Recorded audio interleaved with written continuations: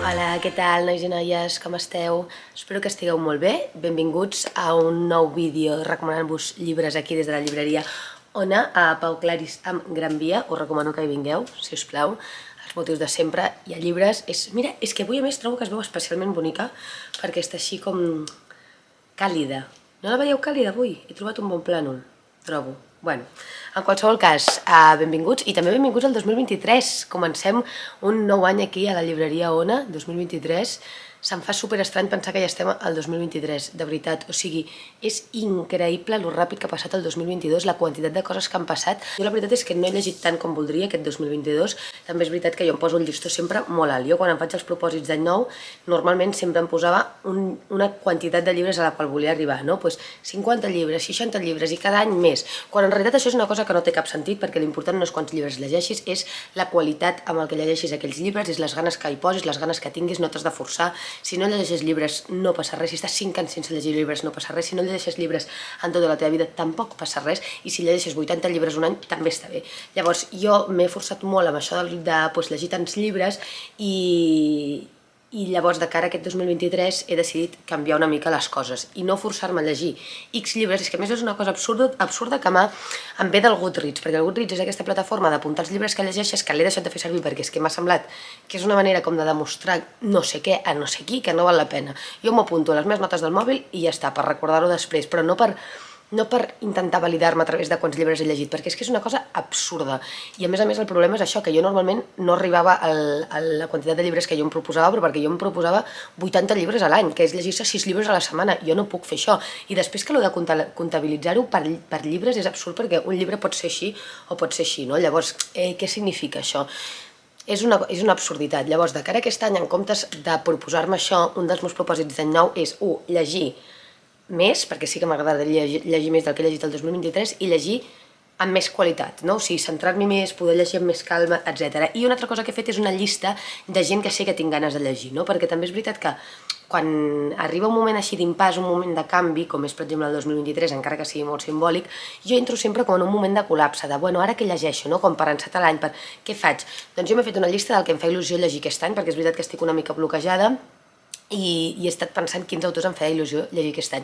I això és el que us porto avui en el vídeo d'avui, una mica els meus propòsits lectors i quins autors m'agradaria poder començar a llegir aquest any. Una cosa que sí que va implícita amb el de llegir amb més qualitat és que jo sempre he parlat de lo important que és la rutina a l'hora de ser una bona lectora, i la veritat és que això és un consell que no m'he estat aplicant últimament. És que he estat llegint poc i a més no he estat llegint això, seguint una rutina, no? I llavors aquest any un dels meus propòsits també és cada nit abans d'anar a dormir tornar a tenir la rutina de llegir, que és una de les millors rutines, no només per llegir més, sinó també per anar a dormir millor, descansar millor, llevar-te millor. És el millor que pots fer en general. Llavors, aquest any jo el que tinc moltes ganes de fer és tornar-me a llegir Crim i Càstig. Crim i Càstig és una novel·la que he començat milions de vegades i mai he acabat d'acabar, i quan l'he acabat no l'he acabat mai bé. Tinc ganes de llegir-me-la bé, tinc ganes de llegir-me-la amb temps, amb la paciència de saber que no passa res si no me l'acabo aquest any i si vaig fent passet a passet, però el vaig veient bé i amb calma. És una lectura que fa molt que està a la meva tauleta de nit i que mai acabo com de desencallar. Després també tinc moltes ganes de llegir una mica més de Henry James. Aquest any ja us vaig explicar que aprofitant l'estiu vaig llegir-me per primera vegada una selecció de 2 contes de Henry James. És un autor que la meva amiga Marina sempre reivindica molt, que li agrada molt. És un autor una mica complicat, no és un autor que a mi em resulti fàcil, també perquè és que jo noto que tinc el cervell podrit per culpa del TikTok i coses així, o sigui que realment estic molt acostumada als estímuls molt ràpids, i quan una cosa es complica una mica i no entra directament al cervell, jo ja em tenso, i això és el que passa amb autors així una mica més complicadors. I aquest any em vull proposar a llegir més Henry James i a fer-ho bé, i entendre'l bé, i tenir com el meu moment amb ell, tenir cites amb Henry James.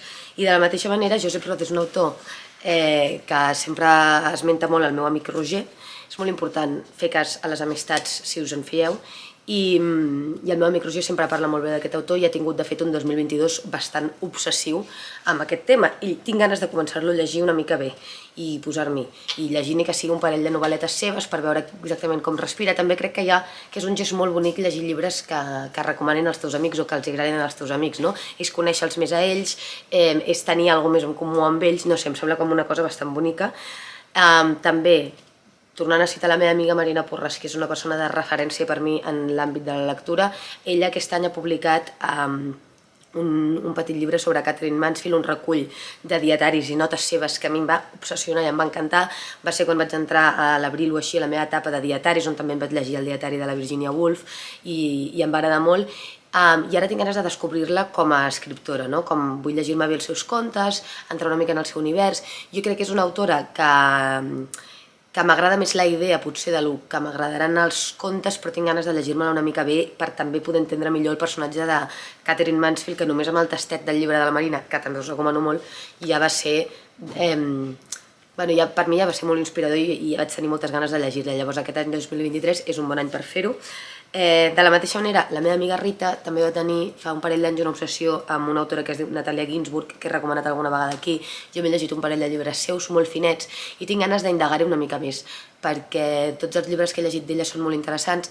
Valentino, que és un llibre molt finet que ja segur que he recomanat en una d'aquestes edicions d'Ona Llibres, em va agradar moltíssim i a més per mi va ser fins i tot un punt revelador, o sigui, la manera com explicava certes coses i el seu punt de vista em va semblar molt guai i molt interessant i tinc ganes de poder veure-la, o sigui, de poder-la llegir en diferents obres que encara no he llegit. De la mateixa manera, en Françoise Sagan, que ha sigut una de les meves autores descobriment el 2021-2022. El 2022 l'he deixat una mica més apartada. També és veritat que hi ha poques traduccions de les seves novel·les, però tinc ganes de llegir alguna novel·la més. Me n'he llegit 3, que són les 3 que han tret des de Petits Plaers, però tinc ganes de començar-la a llegir més encara que impliqui llegir-la en castellà, que això sap greu perquè jo m'agrada llegir sempre en català, que a més aquí hi ha una llibres, és veritat que només trobareu edicions en català o d'autors catalans en llengües internacionals, però és veritat que si no hi ha més alternativa, a vegades també una noia ha de patxugar i si vull llegir Françoise Sagan també arribarà un punt on hi ha obres que les hauré de llegir de moment en castellà. Esperem també que aquest 2023 hi hagi editorials que apostin per altres obres de Françoise Sagan, que jo crec que està poc traduïda al català.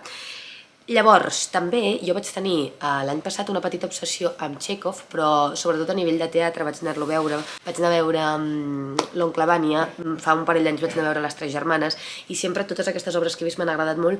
I també aquest any per mi un dels propòsits que em vull fer és llegir coses que no siguin narrativa, perquè és veritat que m'he quedat molt estancada en l'univers de la narrativa, que jo crec que és molt guai i molt interessant, però també m'agradaria forçar-me a llegir altres coses. Jo assaig no el llegeixo perquè no hi ha res que em faci més plaer en aquesta vida, ja em vaig llegir molt quan tenia 17 anys, de moment no estic en aquesta posició, però sí que tinc ganes de començar a llegir alguna coseta de poesia i també posar-me a llegir una mica de teatre. Llavors, com que sé que Chekhov és un autor que m'ha agradat molt i a més tots els russos a mi m'agraden bastant, tinc ganes de començar a indagar a veure com és llegir-lo una mica en teatre. No sé, ja us aniré informant. Potser tot això que va ser un fail i és un desastre, també està bé, saps? O sigui, jo crec que per mi 2023 vull que sigui un any de molta experimentació lectora, de llegir coses que potser no m'agradin gens. Ja està bé, perquè jo sempre també vaig molt a lo segur, a lo que sé que m'encantarà. I quan ja veig que no m'encanta ja em començo a molestar, llavors de vegades no acabo els llibres, i això no pot ser. Jo tinc ganes d'aquest any donar-me l'espai de dir provo de que m'agradin les coses, provo de forçar-me, o provo de llegir-les encara que no m'agradin i després poder acabar i dir, doncs no m'ha agradat, però m'han llegit i ja està. I en aquesta línia també vull començar a llegir literatura catalana contemporània, que aquí on a llibres en pots trobar molta. Jo és veritat que he deixat tot el tema contemporani una mica apartat, no llegeixo gaire cosa contemporània, també és perquè penso que la literatura catalana contemporània està en un mal moment, però també penso que llegir-la pot ser enriquidor per mi, per entendre més la Catalunya d'ara, ni que sigui, o per entendre què falta, què no falta, o sigui, perquè jo senzillament m'he quedat amb la idea de que la majoria de coses que es fan actualment no m'agradaran, i ja està. I estic com tan assentada en aquesta posició i en aquesta postura que no llegeixo res. I fins i tot en cas de que sigui perquè no t'agradi o per criticar-ho, jo crec que està bé llegir coses contemporànies que es facin aquí en el nostre país. Doncs jo també aquest any vull apostar una mica per lectures contemporànies d'aquí, de Catalunya. I si després cal criticar-les, les criticarem. I en canvi, si m'agraden, us les recomanaré a vosaltres aquí, al canal Dona Llibres, com ja sabeu, cada 15 dies. Ens veiem, de fet, d'aquí 2 setmanes, amb una mica més de lectures, amb recomanacions. Aquests són els meus propòsits lectors, m'agradaria que em compartíssiu els vostres. És un vídeo una mica diferent perquè no parlo de lectures ni recomano lectures en si, senzillament vull que sigui una manera també de que vosaltres penseu com us voleu prendre la lectura aquest any, què voleu llegir, què no voleu llegir, i potser us he donat algunes idees també de lectures, i així ho podem viure alhora, i així quan jo acabi de llegir tots aquests autors que us he dit i els vagi comentant, vosaltres també els haureu llegit i podrem posar coses en comú. Res, nois, això. Aquests són els meus propòsits lectors d'aquest any. Sobretot jo crec que la idea que més vull destacar és no cal llegir X llibres a l'any. Si només en llegeixes 2, 1, però ho fas bé i ho fas amb ganes i et cala de veritat, per mi això ja està bé, ja és important. Jo és que ja et dic, l'any passat em vaig tornar boja decidint que havia de llegir 80 llibres a l'any i això és el pitjor que pots fer perquè és una absurditat. I res, nois, que vagi molt bé i ens veiem d'aquí 15 dies a la llibreria Ona.